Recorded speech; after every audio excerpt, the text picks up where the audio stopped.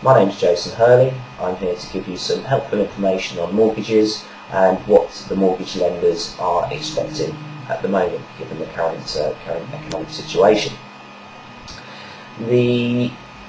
I've got just a bit about me. I've got nearly 15 years experience in the finance industry. I've worked for some of the biggest banks, and currently I own my own independent mortgage brokers. We do not charge a fee unless you'd like us to. You have the option to pay a fee, but if you choose not to pay a fee, we get paid a procuration fee by the lenders that we use. So there'll be details on my company at the end of the slide. Right, firstly, mortgage rates. Rates available at the moment are mainly fixed rates, tracker rates, variable rates and discounted rates, or discount rates. There are other rates available depending on the situation of the market. You have capped rates and collared rates. I'm not really going to go into those into any detail at the moment because there aren't really any available in the market.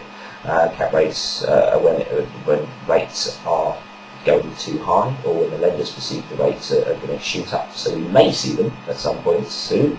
And collars, another rate is when interest rates are going to come down suddenly, and the lenders have advance warning that the rates might potentially come down, so they want to create a safety net for themselves. But anyway, I've already talked too much about those, more than I wanted to. So rates available at the moment, you've got a fixed rate. Fixed rate basically means that you are fixed for the initial period of your mortgage at a certain rate. That rate is stipulated at the beginning of the mortgage, and it will stay at that rate for however many years it's due to be fixed for. 1 year, 2 years, 5 years, 10 years. After that point, it will revert to the standard variable rate. The same sort of scenario with a tracker rate. You have an initial period of 1, 2, 3, 5, 10 or 10 years, and your mortgage will track the Bank of England base rate. That's a tracker rate. So if the Bank of England base rate moves up, then your rate will move up with it. If it moves down, it will move down accordingly. It will do whatever the Bank of England base rate does. It won't be the Bank of England base rate, but it will track it. It will follow it if it moves up or down. So it will usually remain a margin, a percentage, either above or below the base rate. Standard variable rates, SVR. This rate is usually stipulated by the lender. Each lender has their own standard variable rate, their own rate that they like to work to. So at the end of your tracker, or your fixed, or your discounted rate, for example, or your cap or your collar, if they're available, you revert to the lender standard variable rate. Now, because interest rates are so low, the lender standard variable rates, you'll find, are low also. This is the reason not many people are wanting to remortgage. If you've got a house on a mortgage and your fixed or your tracker rate, for example, has run out, you will have reverted to the standard variable rate. And you'll find probably that your standard variable rate is less than you were paying when you were on your fixed or your tracker. Now, historically, going back 10 years or so, I'm not going to put an exact figure on it, standard variable rate has always been lower than the fixed rates and the tracker rates. Now it's the other way around. The tracker rates and the fixed rates are lower than the standard variable rates. So no one wants to remortgage. You can't actually, there aren't any, or there aren't many, I'm not going to say any, there aren't many products that you can go on to just the standard variable rate with the lender. Usually it's the bulk standard rate. Builders might use the standard variable rate if they want to buy a property. They don't want to pay a fee to go on there. They don't want to pay a fee to come off. They just want to go on, buy a house, do it up, sell it with no, keeping the charges to a minimum. They'd use a standard variable rate. Those mortgages aren't really available at the moment. Now, if you want to go onto a fixed rate or a tracker rate, there's usually a fee. It's either a booking fee, an administration fee. There's usually some sort of fee. It could be anything from £100, £200, up to £2,000, £3,000. Usually, basically, I mean, we'd calculate it for you if we were doing the mortgages. Obviously, we'd add the fee to the loan and we'd work out what works out cheaper. Would it be cheaper given the amount that you wanted to borrow if we went for a cheaper rate with a higher fee, or would it be better to go for a lower fee with a higher rate? Sometimes the cheapest rate isn't always the most financially sound decision that you can make. Right, income and income multiples. Lenders at the moment are currently working to about 5 times income multiples as a maximum. Some of them will range from 2 or 3 times income multiples, but given that we're independent and whole of market brokers, we're finding that lenders are going up to 5, sometimes even maybe slightly more times as an income multiple.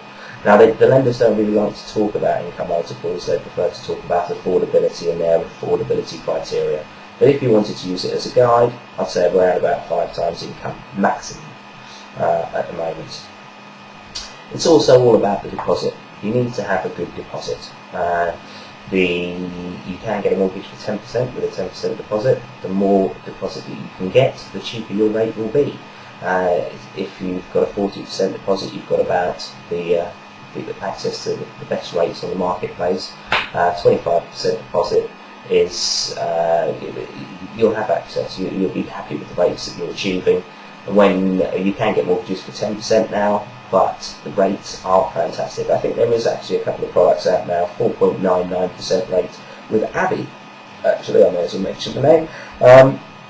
Yeah, not a bad rate at all. But as I said, the other lenders do follow suit. You've got RBS with some quite good rates at the moment.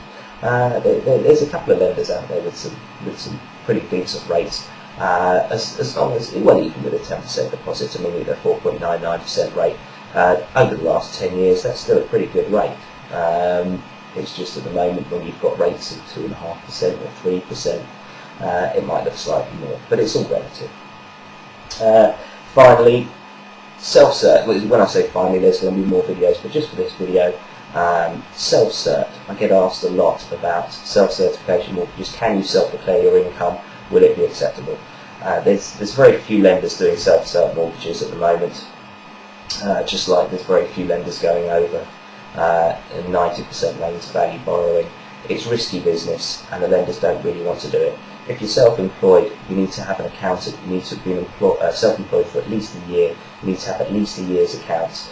That's not always set in stone, but as a guide, I would use that because no lender will touch the mortgage unless you have at least a year self-employed anyway.